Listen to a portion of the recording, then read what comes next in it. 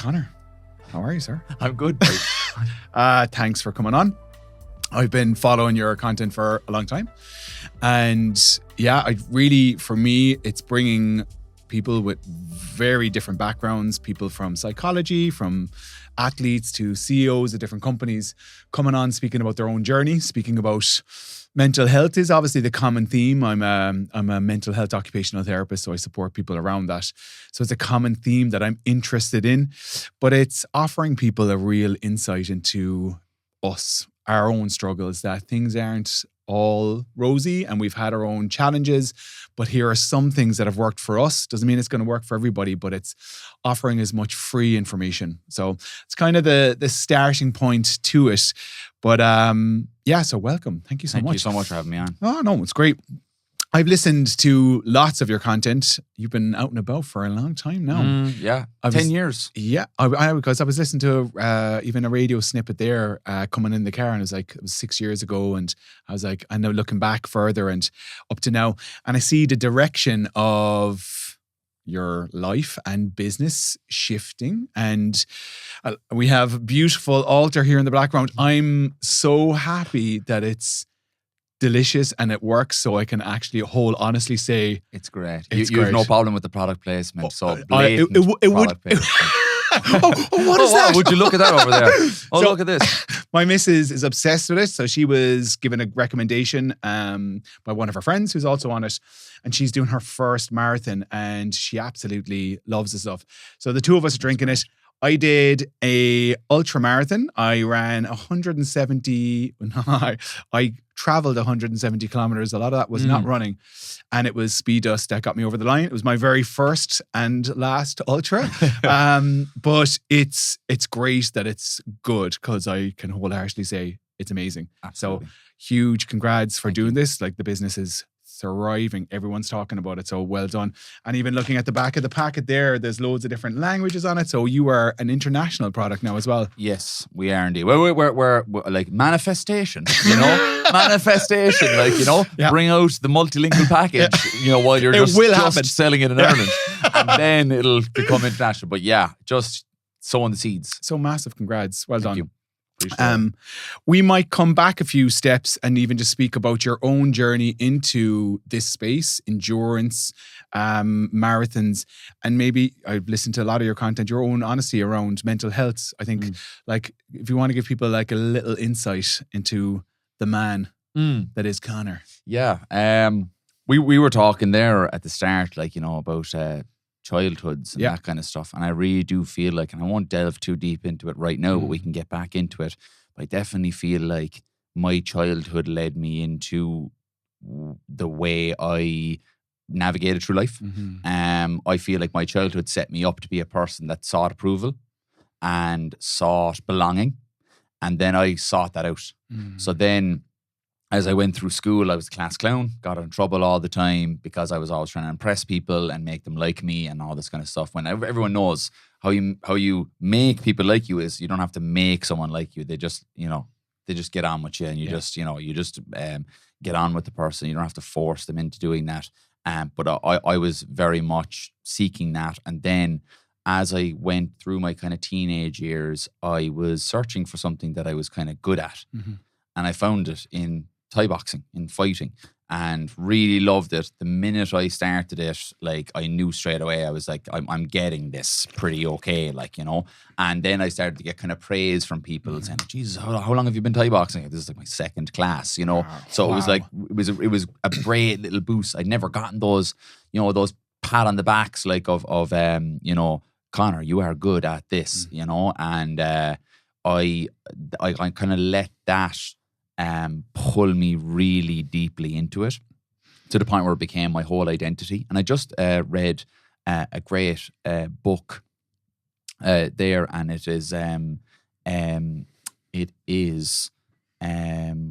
Jesus Christ, his name? I literally just finished his book. David Gillick's book, The Race, and he talks about sprinting. He's a 400-meter runner. He talks about sprinting in the exact same way that I would speak about Thai boxing. It engulfed him to the point where he was incredibly selfish, same as me, pushed people away, that got in the way of how he was trying to operate within that space. Felt like that he was the only one who understood he was going through and what he was sacrificing. And so then if anybody ever questioned anything or tried to make him see, you know, maybe you're being engulfed in this whole thing, lashing out was his modus operandi, same as mine. So ruined relationships, definitely put, you know, divides between me and my family and everything, because I was sacrificing everything for this idea of, oh, Conor's good at this, I'm just going to go fucking head first into this thing now and see where it goes. And then I went through that whole career. I had 2 big title fights that both ended up in me getting knocked out. And I ended up then at the end of it being diagnosed with a brain injury. Wow. And the other side of that, that's when my mental health was kind of held together by this idea that I'm a fighter. And I didn't know it at the time, even through my time in Thai boxing. I was really battling with my mental health very badly. And it hinged really heavily on how well I was doing on the external side in Thai boxing. But then when I had this brain injury and I was pulled out of Thai boxing and I was left adrift, that's when really mental health dropped massively. And I relied heavily then on alcohol. I'm never an alcoholic, but I relied on alcohol for, like, I was having social anxiety, something that I'd never experienced before. Like, I could walk into a dressing room with 20 Thai boxing lads, like, and be so at home, cracking jokes, you know, doing everything, you know, being the loud guy. And then when that's gone, I'm so socially awkward. I want to bury myself at home. Which, like, thinking about it now, I feel like I'm both an extrovert and an introvert. I'm both. I love the energy and I can really love feeding off other people's energy, but I'm just as happy to... Ambivert, they call them. Yeah.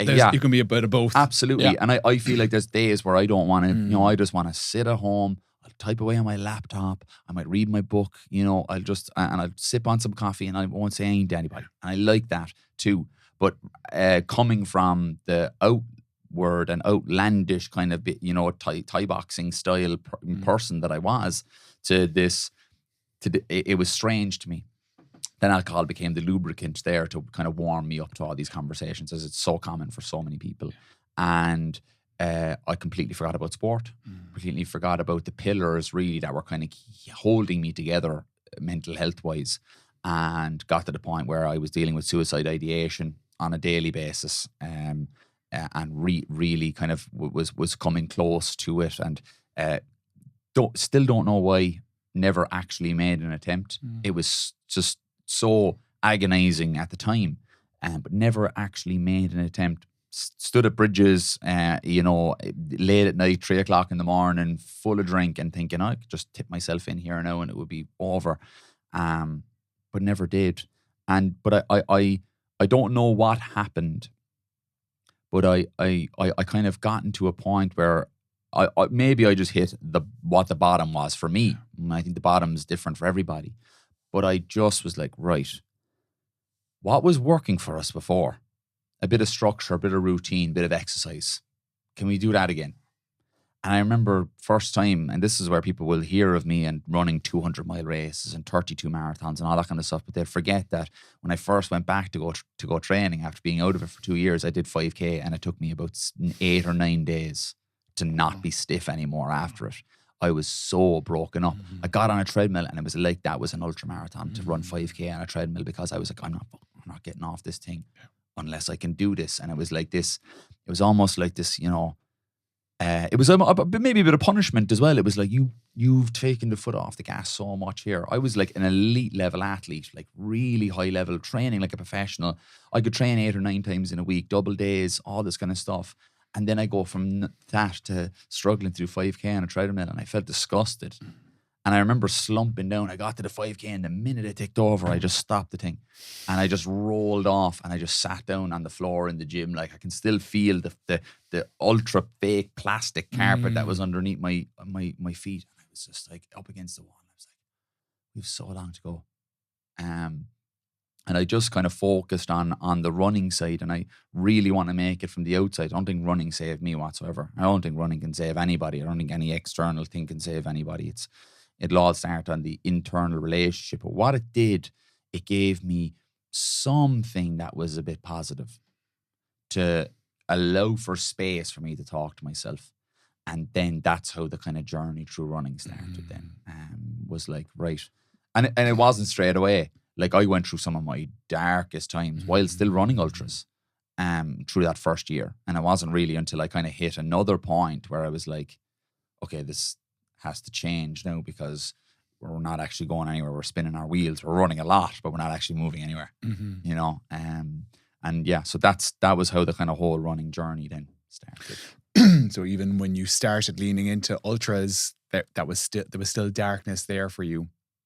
Yes. Hearing you speak about that, I think, and that's why I was really curious to get you in now and actually to speak about recent injury, and when I was following your journey about that path of starting to do the full run from the bottom of Ireland to the top, and then having to make that decision for yourself to say, my body can't do that. So coming back to that, what we would see within occupational therapy is the roles we play in our lives are everything to us. And if we lose that identity, we lose ourselves in that. So often when I'm working with someone, I'm supporting them around on the meaningful role, whatever that is. It could be a father, it could be a worker, it could be a brother, it could be a son, it could be an ultra marathon runner, it could be anything. And you had an identity, and that identity was holding you.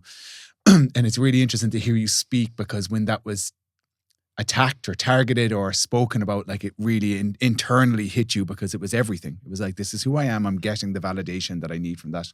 Even hearing about your early childhood experiences, I think we probably have a lot of common themes, seeking that validation from, I struggled to hold attention to task in school and perform well academically.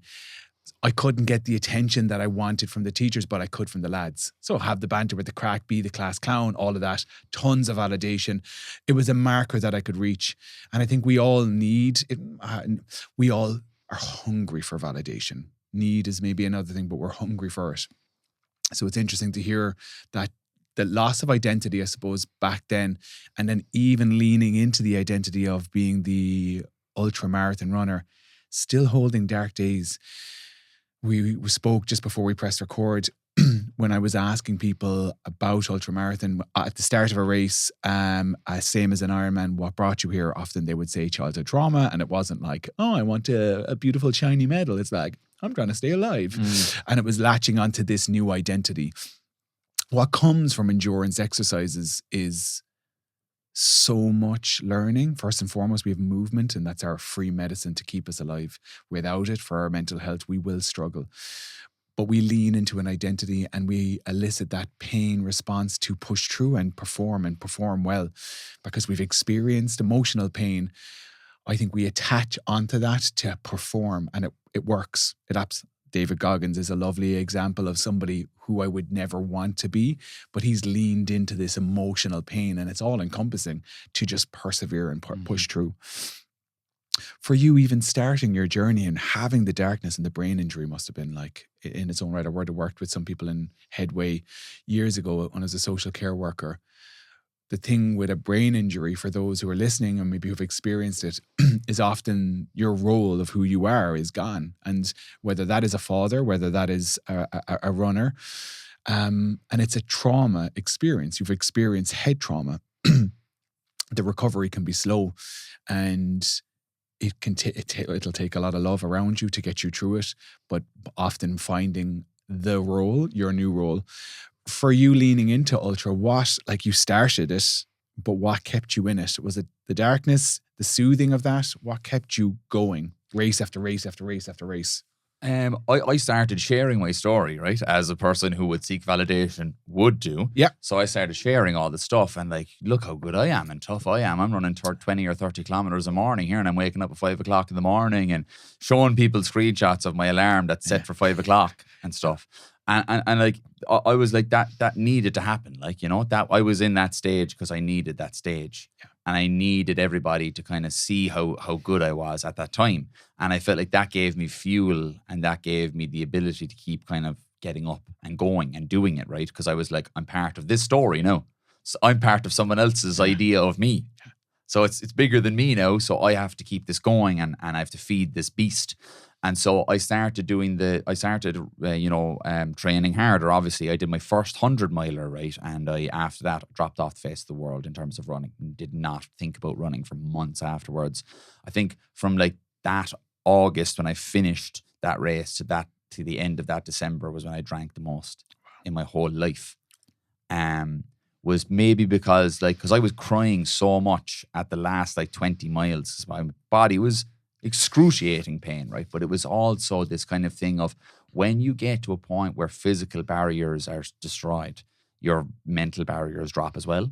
And you start to think about all of the stuff and all of the shit. And you're in the middle of Connemara at dead at night, and the only fucking person that's around you is a goat or a sheep or something. You are going to have some fucking really mad conversations, and you're going to think about things. And you know those things where they dart into your head for a second, and you go, "Nah, I can't think about that now. I'm not going to think about that one right now." That you weren't able to push it out, so it stayed there, and it manifested, and it metastasized, and it grew. And after that, then I was like, "Nah, I think I'm finished with that now." Like I was done. Didn't want to do ultramarathons, all that kind of stuff again. Leaned really heavy on drinking, and it wasn't until I went out on New Year's Eve in 2018 into 2019 that I woke up the next day and I was like, right, another year of this. I don't think you're going to make it. I don't think you're going to make another fucking year of this stuff. So is it okay if I curse, by the way? Curse away, drop a few F-bombs. Okay. So so that was when I kind of had my first inkling that something was going to change. But I was like, I'm looking for a fairly simple vessel to carry this thought in, and it was running. It was still going running, and I was like, because I had gotten some good feelings, I had gotten the dopamine hits from sharing all the stuff I was doing with people. So I was like, fuck it, so I'd lean into that again now, and that was a bit less pain. It was physical pain, really understandable and easy to deal with, whereas mental pain is totally different. So I was like, I'm going to lean into that. And then it was weeks into the training session, I'd signed up for a 200-mile ultramarathon because I was like, bonkers, the idea stupid. of that. So I did a marathon. Then within about 2 or 3 months, I had that 100-miler done. That was all within my first 9 months of running, ever. So I do have to give a little bit of credit to myself. I do have an extraordinary will to persevere and push forward in things, right? So I do have that ability, because you couldn't have done it without it. It was excruciating pain, and I was like, right, I have to go up again now. So there was a 200-mile race that my friend had entered. I was like, that seems like a good idea. And so I was running a lot, running 20 or 30 kilometers nearly every day. And one of those mornings, and I talked about this so many times, about my headphones dying. And I was like, I know that was for a reason. I was 300 or 400 meters into this really long run, and my headphones died. And I always thought I just like music. That's why I'm listening to it. But there was a role that was being played. There was a distraction element to it. I was like, I'm going to focus on the music, and I'm just going to, get this run done. And then when I started to actually listen to myself and stuff like that, it was so lonely out there, because it was middle of 5:30 in the morning in February. It was freezing cold. There's nobody out. Not as many people were even running back then. In the last 7 years, it's taken off, obviously. And you didn't pass anybody. You might pass 1 or 2 people cycling into the city for work, or whatever. But they're just cars and you. And I started to actually think about all the stuff that was pulled up during that 100-miler when the barriers were dropped. But it was different. It wasn't this is I don't want to deal with this shit right now. I want to bury this and bury it, being knocked unconscious in front of 2,000 people, in front of my family, trying to get to the heights of something that was my entire life at the time, and that happening twice. All that had its own pain and regret and trauma attached to it, because I was kind of expected then to just get on with it straight away, and then obviously I had concussions that I was dealing with, headaches and dizzy spells for weeks and months. Then obviously culminating then in being diagnosed that I had this cyst in my brain. that they think may have been caused by having these concussions, and increase my chances of having a serious brain injury if I was to continue doing what I do. And I actually continued for a couple of years after I was diagnosed. Would you believe I was that stupid? Luckily got out of there before anything got too messy. But I started to talk about all these things, and I started to replay in my mind getting knocked unconscious. And the more I replayed it, because I had the video, I watched the video 100 times. It was like, okay, that's okay. And then I started to think about all the times, because I would have thought about, like, you shouldn't have pushed hard in the 5th round. You should have waited. You were probably ahead on points. You could have won on points. You shouldn't have pushed when you pushed because you were wreck tired, and that's why you got caught with the punch, and that's why you got knocked out. All these things, right? So you just replay all of the things you should have done. But instead of doing that, I was like, Conor, you trained for years, and you put everything you could into getting ready for that fight, and you fought it exactly how you thought you should have fought it at the time.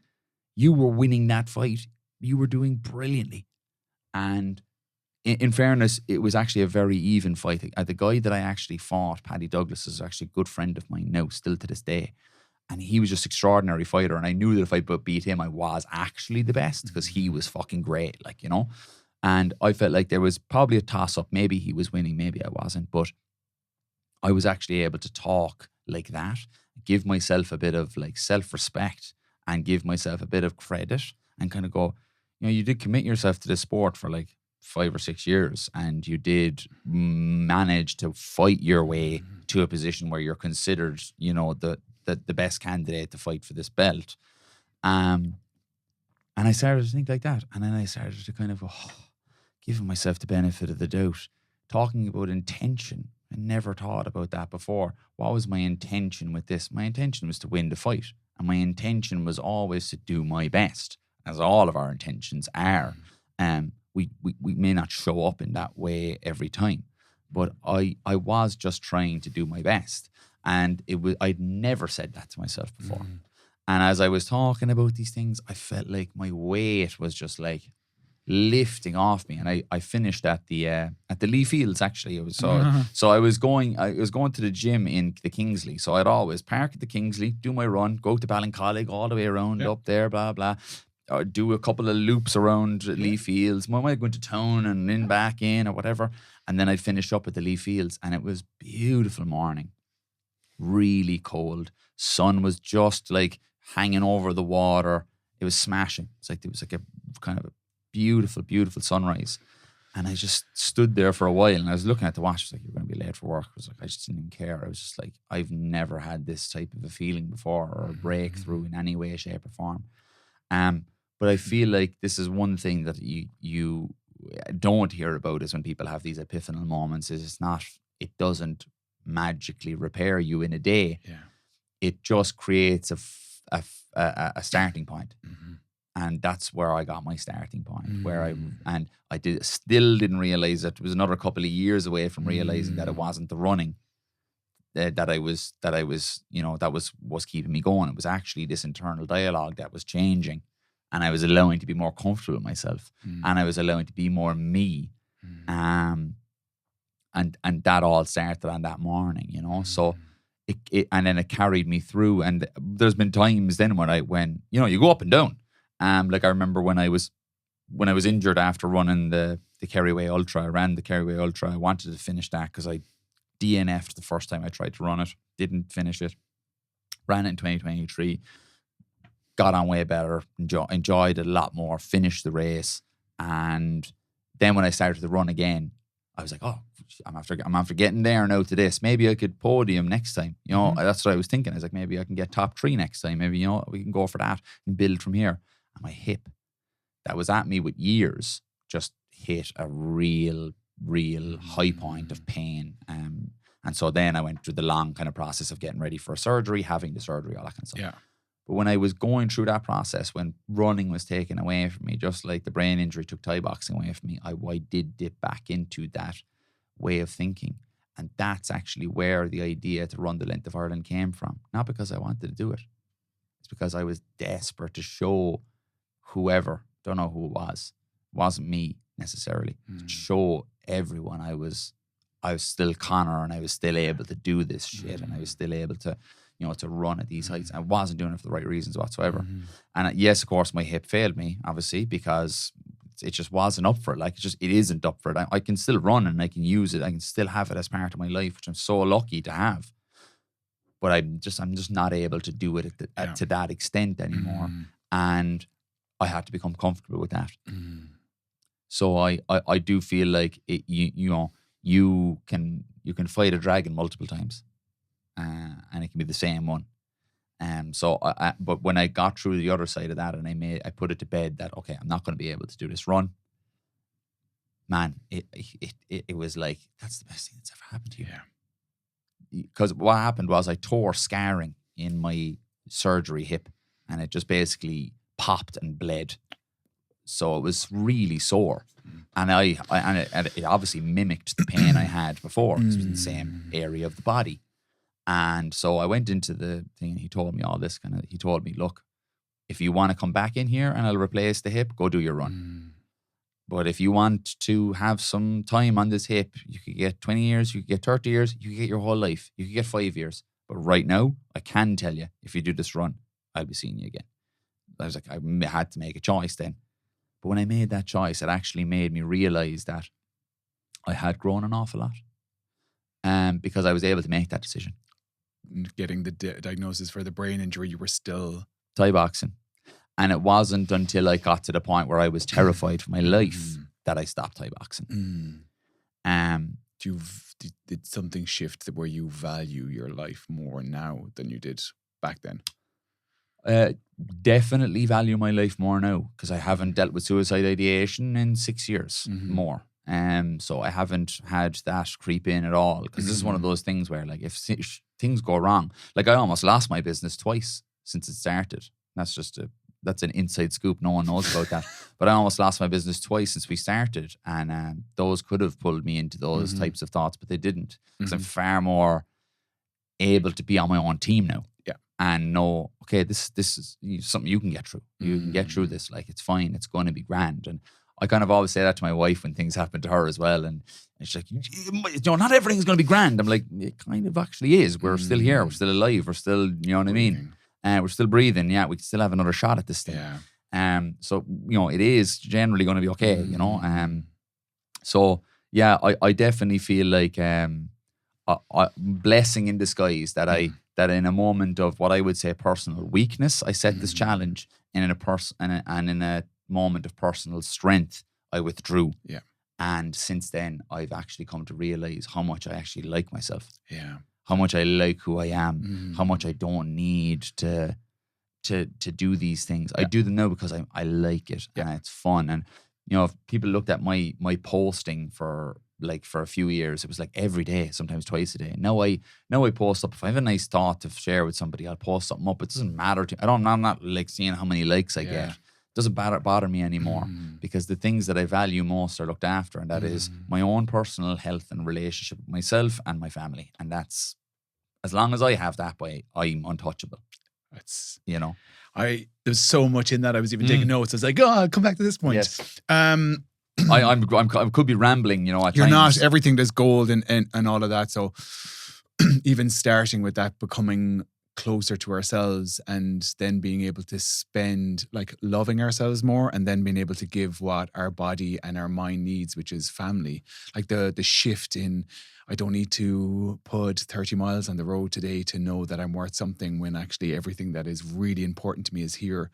And a lot of racing is such a commitment of time. It's like people are giving 40, 20, 25, 30 hours of training. Somebody had a conversation with me before when I was doing an Ironman, and he was having a conversation with me and another guy, and he was like, oh, you must hate your family life. And I was like, what do you mean by that? He's like, that you're going to give up all your weekends to go off and run with other people and not your family. I was like, whoa, that's heavy. But he said, if you're, what are you running from? He's like, everything that you have asked for is in front of you. And I do think there's a huge amount of sacrifice that we have. So with all of the goals that we will attain in our life, there's a cost. There's a cost of time, and there's a cost of pulling us away from things that are important. Sometimes we actually don't know what that is until years later, and we look back and we've lost it. So I think it's always important to check in on our values, what's important to me, how much is this attainment of this goal actually worth? And I think the epiphanies for you in those moments, I often will run without music when I have the emotional stability to face my thoughts, because music is a great distraction. Huge. And to be honest, if you listen to the type of music that I listen to, my partner always slags me. It's usually a man crying on a guitar. It's all like very slow. But I listen to it and it's depth of emotional thoughts. Running for me it's a moment where I'm not distracted by my phone and I get a chance to process my emotions, my thoughts. When I was listening to you say it when you were on doing endurance races and crying for most of it, any of the long endurance races I've had, I've cried. And I think it comes to after 10 hours of training, whatever ability we have to push our emotions down is gone. We are faced with it. And I actually think endurance races, breath work, and ayahuasca have very close relationships. And a lot of it is actually just knocking down barriers that we've put up where we're avoiding facing ourselves. So I love the push and I love discovering that and I love seeing that, because then we can see the depths of who we are and what's really valuable to us. I think, and looking back on your life and where everything shifted was perspective. It wasn't looking back and things changed. Your history was your history, but your relationship with your history was different. When you started looking back at the race, you started reframing, I lost was not the story, to I gave everything and this is what happened. And here are the wins that were in that. And the power of people to change their whole mental state by looking at what they have gained versus what they've lost is huge. When I work with people in the depths of their darkness, they sit in this space and it is so difficult for them to see hope or to see anything positive. All of their lens is on everything that they don't have, everything that they've lost. Working with some parents who are really struggling with their kids. And then the next person that might come into my clinic might be someone who is struggling to have kids. And we're all looking at a situation where I wish this wasn't the case. But actually, for many of us, we have lots of beautiful things, and that could be freedom. It could be connections with relationships. My worry is for some people, they'll live their whole life with this beautiful life right in front of them and their eyes just aren't open to it. And sometimes we need epiphanies and moments. And even when we see it, it might take some time before we can feel it. So we have these aha moments, and that's that logical part of our brain realizing something has changed. I see myself differently. But it doesn't necessarily mean we feel it. We feel it to be true. And I think that takes open conversations, it takes reflection, and it takes time thinking about that. Getting you on, I was just curious from a personal perspective, because I can see that as well from your own social media posts that it isn't as frequent. But that moment of giving up, and you were honest online when you were saying that you were okay with choosing your family. You were okay with saying, I actually Cuan and I want to be able to pick up Cuan and go for mess around in the garden with him versus having to run. But how long was that? How uncomfortable was that? Or was that an immediate, I've taken the bag off this heavy weight that I've been carrying and actually this feels so good? To put it into perspective of how I feel about achievements and stuff like that these days, I've managed after years of running to do the sub 3 hour marathon. You know, loads of people go for it, right? And I got it, and I enjoyed doing it, and I enjoyed the fact that I got it. But my son learned how to use the brake on his scooter the other night, and it was like the celebration I had for the 3 hour marathon was like, oh, that was great. And then the celebration, like I picked him up and we ran up and down the hall and we went and told everybody together. It's like, come on and come out here and have a look at Cuan. He's doing, you know, because he was always braking by hopping off of it. And then he didn't know that he could press the back. And I was like, use the back there. And we were working on it for about an hour. Now he was so good to stick with it for that long. So yeah, like for me, I'm just gonna choose them 150,000 times out of every single time. It's never a question. And I feel like there's certain moments in my life where I've had where like People have taught me how to love.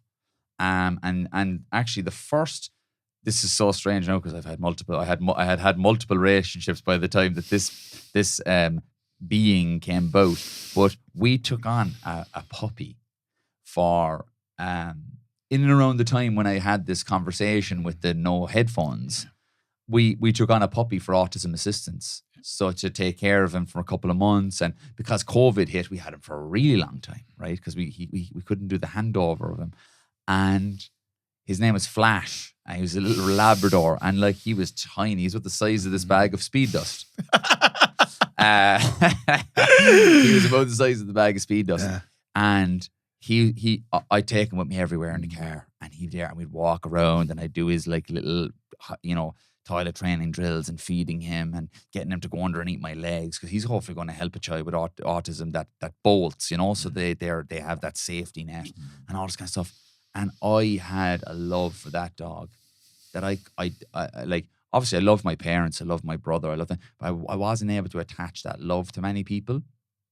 Like even I had a relationship for 5 years and it ended, and it was like, I think I'm missing what it was filling in my life, the gap it was filling in my life more so than the person or whatever, because I wasn't able to create that attachment.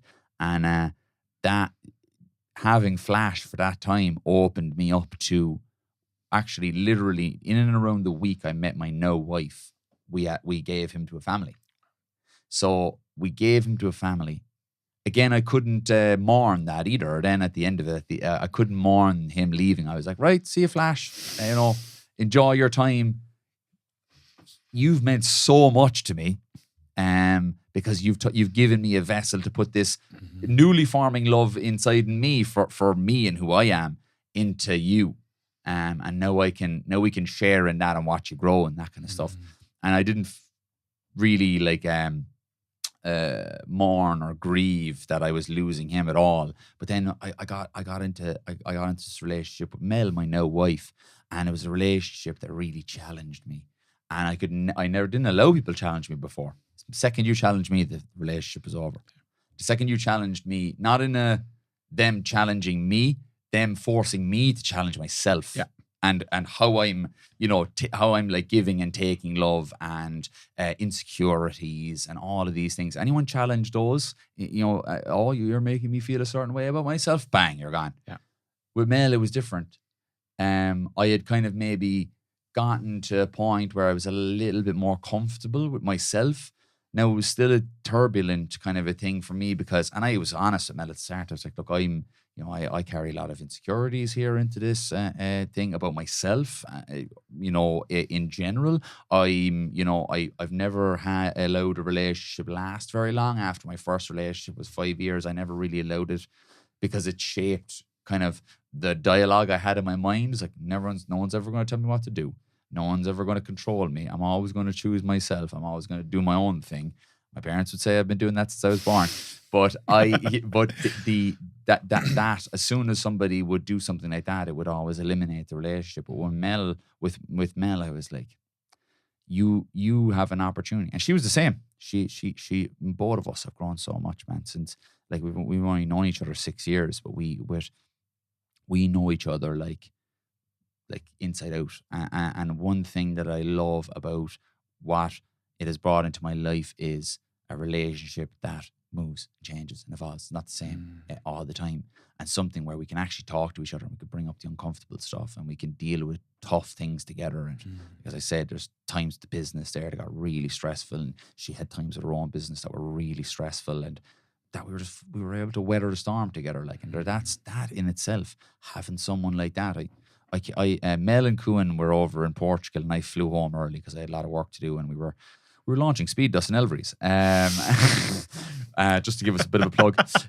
So I had to go home and kind of basically manage that whole caper. And so I was about 9 days on my own with Mel and Cuan at the it's still in Portugal.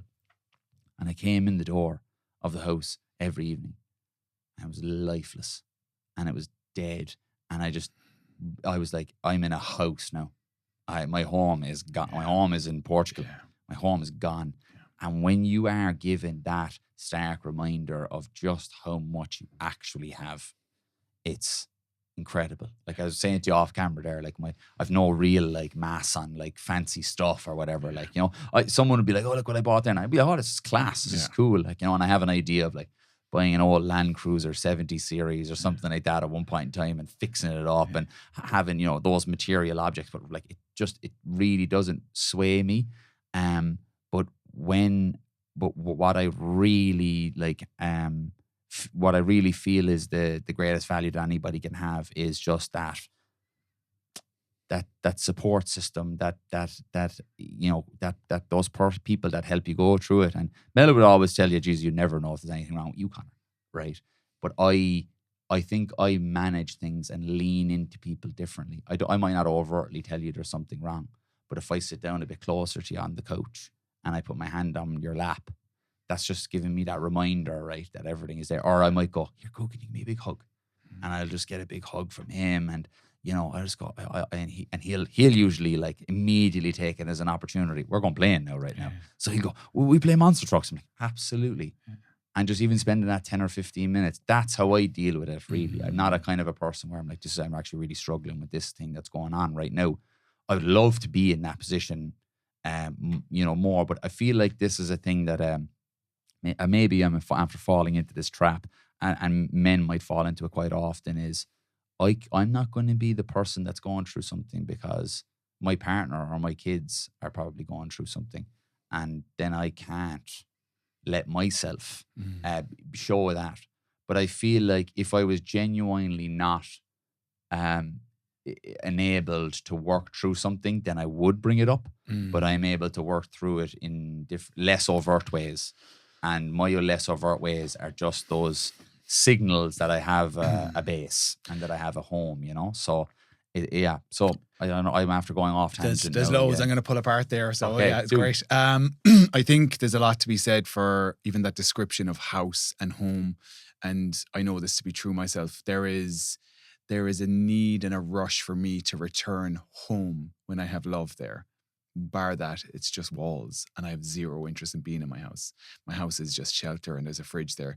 It creates a completely different space when there's love there. And I think I love these conversations with men because I think there's a missing component. And even talking before we press record, there's such a negative viewpoint of men actually online that we're bastards and we're this and they're that, and there's this real negative masculinity approach that becomes quite popular, and there isn't enough voices that express love and care and kindness and softness and what is actually meaningful. I'm a Carew registered occupational therapist. That means everything that I do has to be research based.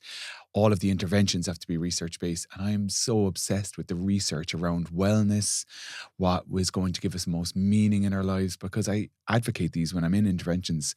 And what you're describing is that support network is what's going to not only sustain your mental health throughout your life, but it's going to keep you alive longer as well. When I hear you speak, you're definitely leaning into the side of that male role that we don't talk. So we definitely need to open up that dialogue and have that conversation. But what you're doing is even those hugs and those touch and those moments. And I think for partners on the other side, for us to watch the men in your lives, that when that extra squeeze is there and that he's leaning in and he's putting his hand down, he's seeking something. And it may just be a reminder of what all the hardship is for, and it's you, and it's that love and that connection. I think it brings us back down to earth of, this is what's important. This is what matters. This is what I actually give a shit about. All the rest of it's just fucking noise. Because we're drowned with noise and goals and achievements and attaining and all of that validation. And it can pull us away from that. But if you're listening and your partner is giving you that extra squeeze or leaning in, he may need that bit more, and to give that. So I love that. And I think there's the right time when you spoke about, what was the dog's name again? Flash. Yeah. When you spoke about Flash, I think sometimes we need something to open us up to feel safe within love. And I have a little dog, Teddy. He is amazing. But I had Kaya before I had Teddy, and Kaya is my little girl. She helped me understand love that intensifies. I've had beautiful relationships where I've experienced love and different love with different partners, but I've never experienced love where it has got so much that I don't know how much my heart can hold. And it's like to go and watch her sleep and cry and to be emotional. I've never watched a partner. It's terrifying. It is well. because we see the value of our heart now lives outside, and that's our heart. And we see our heart bouncing around in the world, and we know how fragile our heart is. So we don't want anything to hurt our heart, and which is our love. And we know there's a level of resilience with our partners, and they can bounce, and we have a love and a deep love with our partners. But there's a different type of love. And I never thought it could be something that would expand and deepen and grow. And there was something else beautiful you said as well about relationships, that our ability to sit in hardship, but that we transition and we evolve and we grow. To be open when we have a partner that we adore, that we are open to the new version that they're going to become, and that they're open to the new version that we become. And sometimes that's where relationships fall apart, and that's okay. It might be a transition or a space in time that we have that. But having those open conversations, and I see yourself and Mel, you're on the same trajectory with your interests and businesses. You were very outdoorsy, growing and building communities as well. I think it's important when we pick our partner that they align with that, because obviously there's such a level of empathy when she says, you know what, I'm heading off to Everest, or yeah, cool, I've got an ultra on this day. There's that partnership and understanding and empathy. So I think picking a partner, I didn't really think this conversation would lean so much into partners, but I think it's such an important topic. But I think picking a partner who aligns and has empathy, and not just empathy for our goals, but wants to encourage us. When she's winning, you're winning, and vice versa. Like, we know this to be true. But yeah, I think I loved that. I love that little reminder of, oh, this is home. This is us. But I do want guys to be able to feel it's okay to talk. I don't know why we fall into this pattern. I think we fear. I don't even know if it's the fear of vulnerability. It's are we identifying that we're weak and we're not strong enough to hold our family when we express our emotions? As I say these words out loud, it's always been a struggle for me to open up and say, I'm not good, or it's always been it, because there's a sense of I'm the one steering or holding the ship together. So I think it's hard to let go of that. Yeah, it's almost like, if you're talking about roles in businesses and that kind of stuff, like if you're a leader, a soldier, you're an officer over a load of men, the last thing you can do is admit, oh yeah, you know what, actually, this is really tough. You have to be the person who takes it. So I feel like you know, as me, I've taken that role in my household, definitely. But one thing that, you know, speaking just on the personal side of people pleasing and wanting validation and all that kind of stuff, I had to really, really dig into that with Mel, was separating me as her partner and me as her source of happiness, which is totally fucking different. I help Mel to experience joy, experience happiness, and I help Mel when she's not feeling that way, and I help her trying to regulate and to be that soundboard for her. A lot of the time, she doesn't want my advice, so I just listen. She wants your ears. She wants my ears, and she wants me to tell her how shit it is, and that's terrible, and that's okay. That's not me. I don't think like that. Yeah. I'm a really solution focused person, and everything has a solution, and nothing's a problem, and all this kind of stuff. So, but I have to realize my wife's not that person. Yeah. But one of the things that I would have thought when I was growing up, and my mother will have no problem me saying this, she's actually qualified psychotherapist now, and has really in the last 10 to 15 years of her life delved into an awful lot of her own personal trauma, and has really evolved as a person. I'm so super proud of her. I met your mom. Yeah. She's awesome. Yeah, she's great, great lady. And but we would have had to tiptoe and walk on eggshells around her an awful lot as kids. And so when you come from that background as a boy, constantly thinking your behavior directly affects the mood and or happiness of the person that you're living with, that transfers into your relationship. And so sometimes, like at the very beginning of our relationship with Mel, if I pissed her off, I couldn't leave her be pissed off. I have to solve this now. I have to make this right. I have to apologize, or I have to do this and that and the other. Whereas now, if I go into the kitchen now, I'm after coming in after a day, I haven't seen them, sight nor sound of them for the whole day, and I go, have you seen this? You know, I go, yeah, and I get a kind of a sense that she's a bit off, and I go, have you seen my headphones box or something like that? And then she kind of go, she's gonna go, it's like, Conor, I'm trying to cook dinner here, and blah blah. No, that's not me. That's not my. That's that. I don't have to solve that, and I don't have to bite on that, and I don't have to sit there and go, oh, what's wrong? What's okay?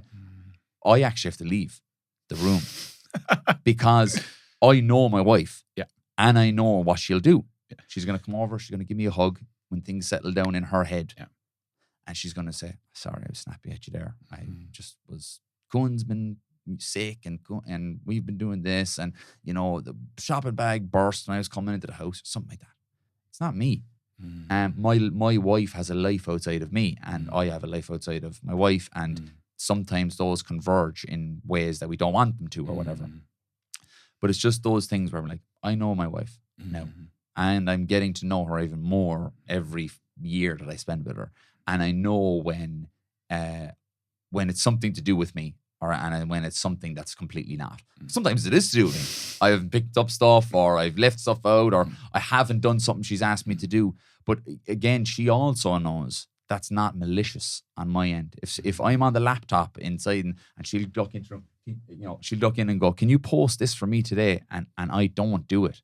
It's not because I ignored her, or because I'm negligent or malicious, or I want it to not be posted. It's because my brain just sometimes just gets sucked into things. Like I said, I can persevere through stuff. I can hyper focus on getting something done, but to the detriment of some of the smaller stuff that was really important to her as well. You know, I have to realize that, like, that's really important to her, and I don't want then to make her feelings feel small because I'm like, look, I just forgot to put the thing out, like, you know, blah blah.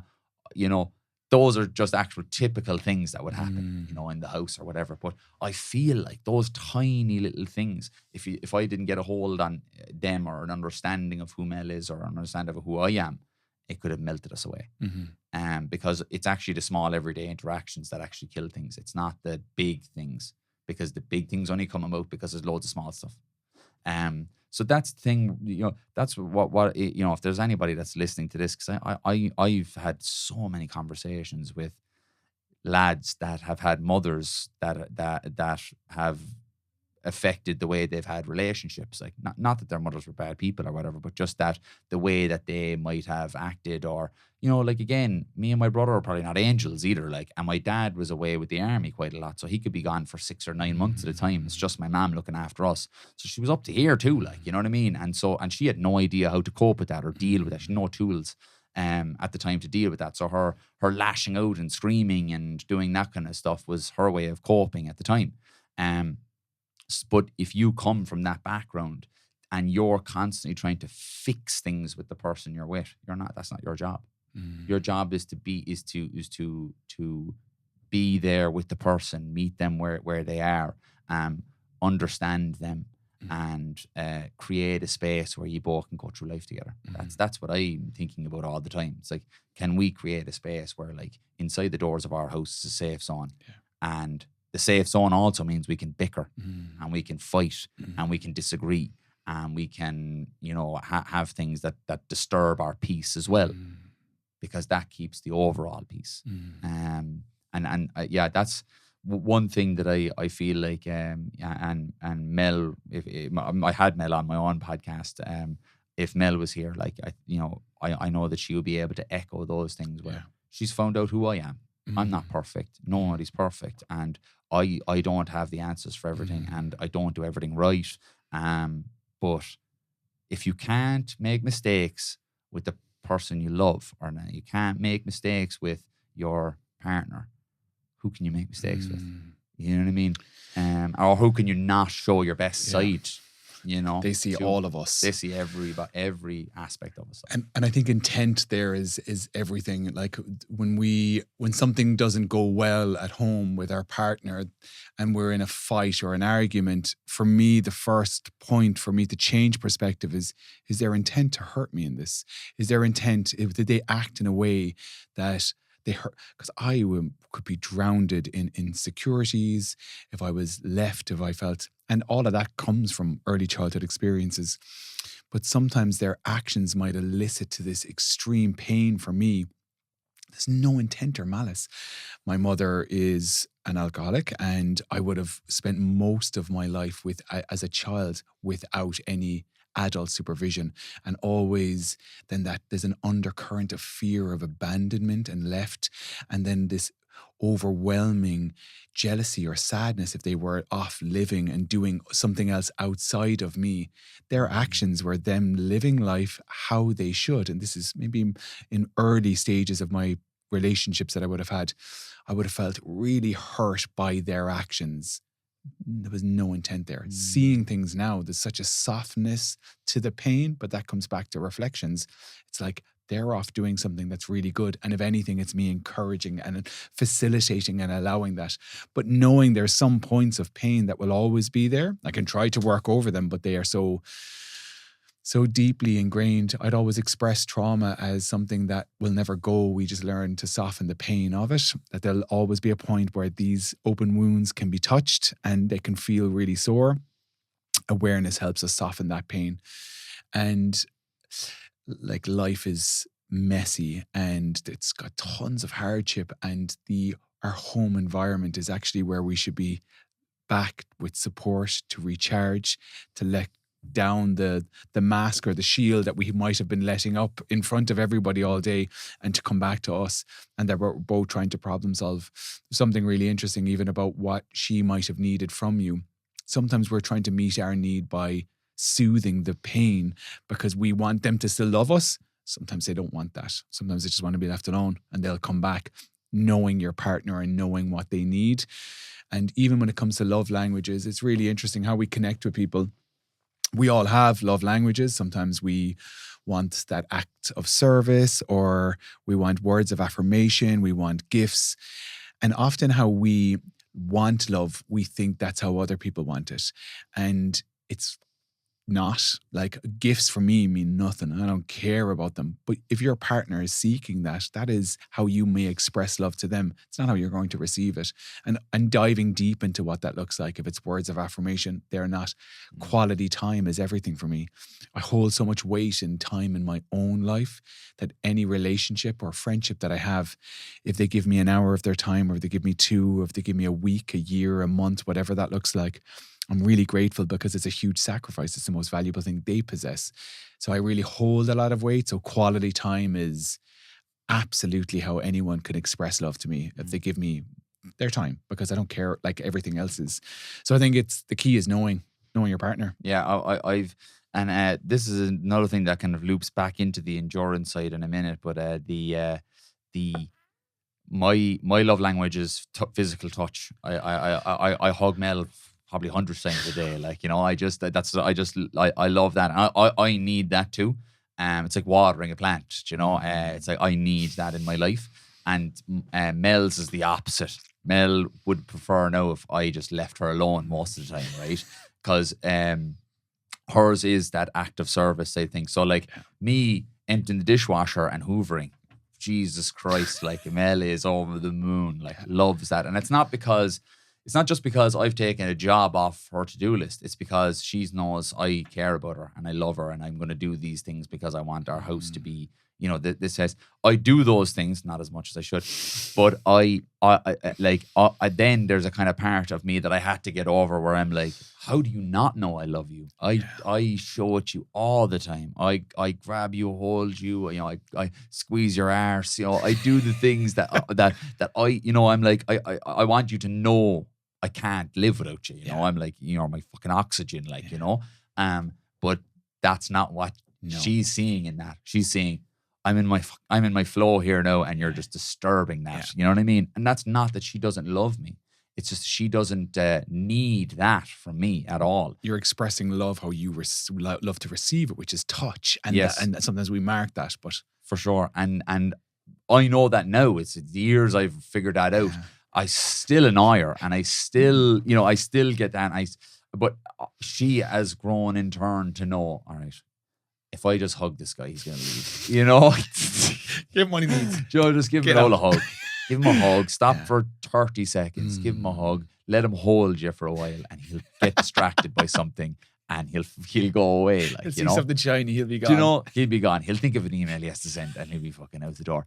Because that's what happens. But also then I'm trying to I'm also trying to meet things head on the other side, where I'm like trying to be proactive about doing things in the house and stuff. You know what I mean? So, and it's not that I'm a pig, but I'm like, her level of what she would like in the house is different to mine as well. Yeah. So that's another thing where we're not going to meet on that. That's okay. Yeah.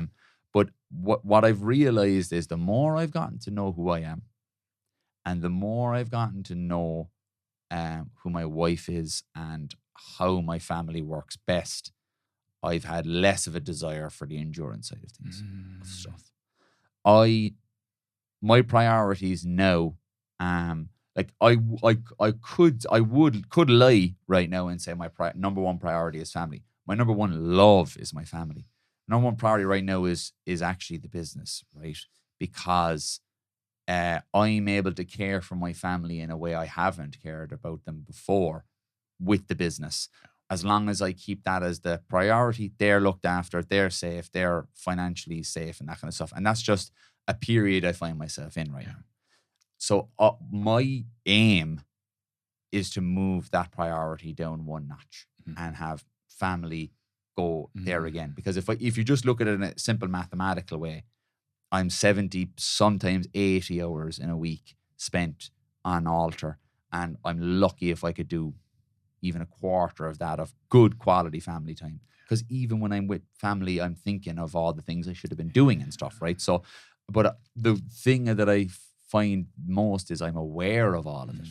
I'm not blindly going through my day to day and kind of going, oh yeah, this is fine. I'm like, okay, yeah, this is fine right now, but we need to start putting a plan in place to remove you from every single cog in the wheel of this thing.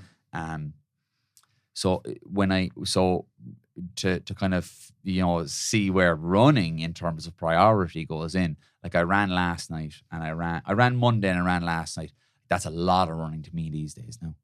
And even it was just 40 minutes last night that I just went for a run. And it was like, I didn't feel guilty about it. I didn't feel guilty about leaving the house, even though I've been out working all day.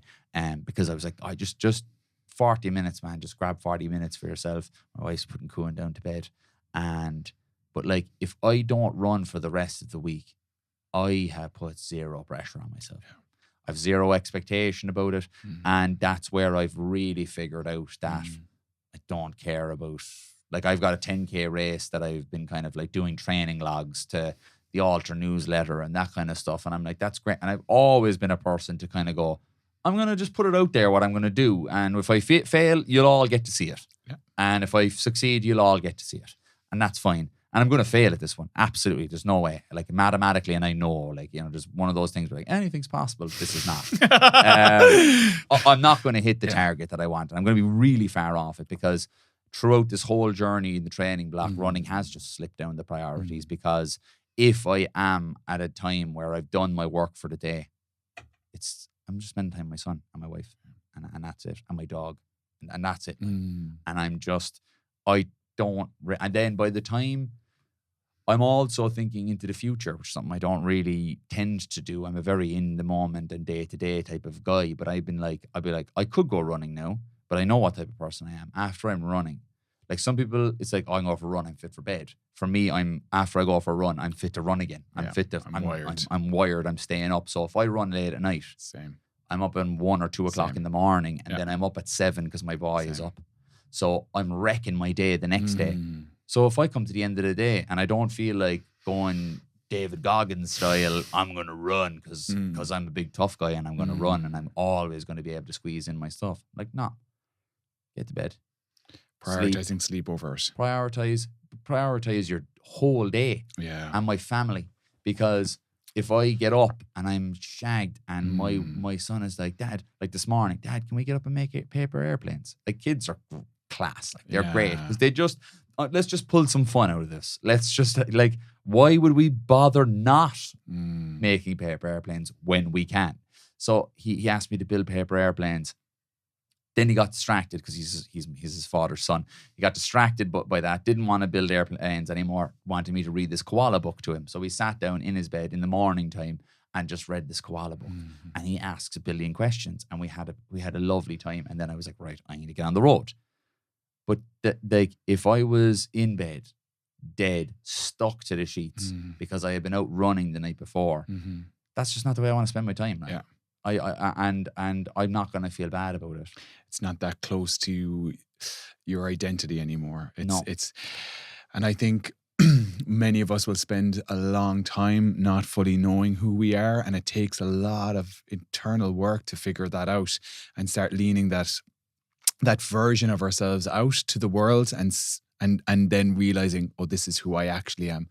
We can get a lot of validation from having a successful business or running endurance races, and behind closed doors, it isn't all as glimmer or shiny, and the validation mightn't be the only person that is that excited to see me when I come in the door is my dog that jumps up, but family are like, oh, he's in the door. That's great. Yes. But I think it's like holding weight on that, what actually fills my cup, what is true meaning in my life, and prioritizing that.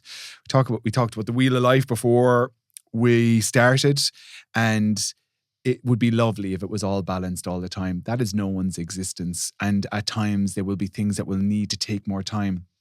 If you're leaning into a college course, it's going to consume you while you go through this period, while you get a degree that might open up more opportunities for you. Same as starting a business. Any business owners listening to this will know that it's something that is a 24 hours, 7 days a week cog at the back of our mind, where we have to do our best to try to sit. I always say, for me, it's my to-do list is never ending. How I can soothe my own mind is my relationship with it, going, it's not going to finish today, but I actually just need to soften, close the laptop. We are done, and it's okay to be done, because the list is, if we get up every morning, and we will never get through it, and there will always be some things that we'll miss. But I think for us to fully know, are we living our true selves? It's really understanding who we actually are, what are the most important things, and not to be distracted by the kudos and the external validation when we're seeking it from people who we either don't like or don't know. It's wasted. It's like the people who are meaningful for us are right in front of us, and just to hone in on those relationships, because they're everything. Conor, thank you. Yeah, no worries at all. Coming. I really, for me, it was like hearing endurance, hearing your life, hearing that. But I loved that relationships held such a topic, because it's everything. It's the moments we share with people. It's what brings us the most joy. I love the achievements in life, but it's the connections that we have. I definitely don't think I'd have been able to sustain the relationships I have right now had I not fixed the number one relationship, and that's with yourself and with how I felt. And endurance, even though it wasn't directly what we talked about most today, played a huge role in creating the space for that. Yeah. And like, I really like that, they played that role. And I think that's another thing where it's like things you do and stuff that you attach certain things to will play a role in your life for a certain amount of time. But I've even seen it throughout the 6 years that I've been involved with running, people moving away from one thing and moving into another. And that's fine. Like, that's perfectly okay. You don't have to be this person. Definitely one message I'll send to people at the start of this thing is, the most important thing that I have found is, do I have peace in my own mind? It's the most valuable thing I have right now is, do I have peace in my own mind? And anything that contradicts that doesn't have to be gotten rid of straight away, but definitely has to be questioned and see, is there a way this could be better serving me? And that's the way I've carried out now. And that's where I'm like, I don't really care anymore if I miss a run. It'd be better if I could do it and I could fit everything in. It'd be brilliant, ideal world. But right now I'm having a blast looking after my family in financially, emotionally, I'm really enjoying that part. Is it, do you enjoy what you do for work? Yeah, but mostly what I enjoy is the things it gives me in terms of like the and not just the finances at all. That's not it at all. It is the ability to know that I have something that's moving forward, that I can bring my family along on this journey, with me, And they can see you doing it. And I think for Kuhn to see what dad and mom are doing, that they're, making their own path, I think is beautiful. I think that's, it's the resilience piece as well. I think knowing you can go through, like, that's the beautiful thing about endurance. It's actually knowing how far you can push yourself. I think it softens other problems when they come at you, because you're like, I ran for 20, 30 hours and my body was completely broken. I know I can survive really hard things. So I even saying it to my partner, Eilish, her long runs are now 30 kilometers. And I was like, for you going back and doing 10K or 15K, it's nothing now. It's like the marker has completely shifted from where it was. And somebody who does a endurance race, they can do a marathon. It's like the marker has shifted. And that's the work that I would do with a lot of young people and young adults, is helping them lean into hard things and knowing that they can survive it. Their capacity will be different, and depending on where they're at in their life.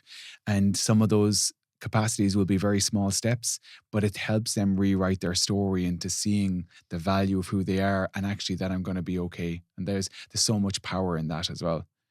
I just wanted to like almost like anecdotally, right? There's a certain group of people that I absolutely love coming across, right? I do loads of running events all over the country, right?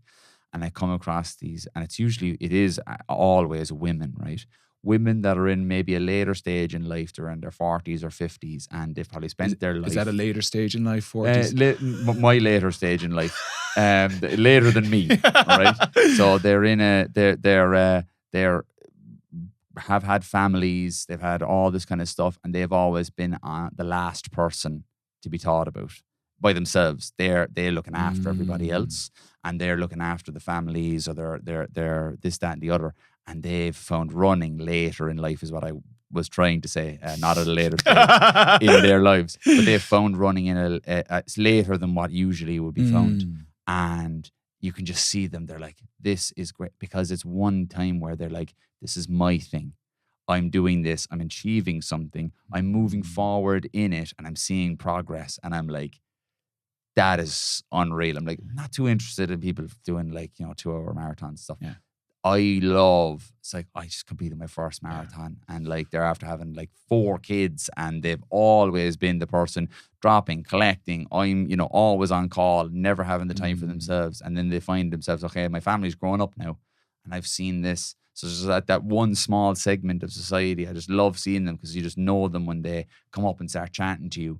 It's like, oh, I only started running 2 or 3 years ago. I love your stuff, or whatever. And they're like, this, that, and the other. And I just love it. I love talking to those people. And it's like, I'm after getting my son now running with me, or I'm after getting my son cycling his bike next to me, or whatever. I'm like, it's just class, because it just kind of shows that that endurance is actually great. It is. And I don't want to shine the light on it, that it is great, but it's great if the relationship you have with it is a positive one. Yeah. And I do think it can be the time for some moms where it's their only time for themselves. And I love hearing that, even to hear that I've had loads of runs, and Kaya would be beside me cycling.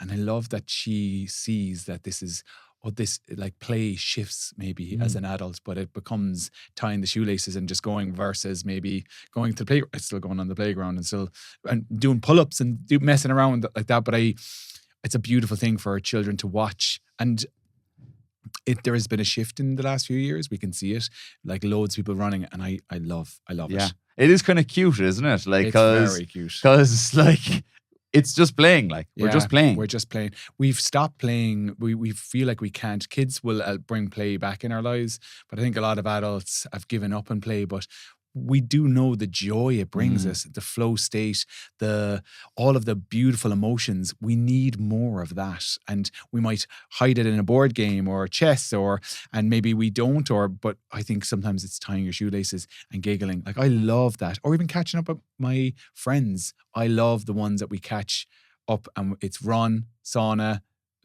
cold plunge. I'm like, Yeah. It's class. Good for my mental health. It fills my soul and my body with movement. And there's something so beautiful about you're at like that tempo pace of a run and you're in a good flight. It's not the red line tasting copper in my mouth, I'm going to die at any minute type of speed.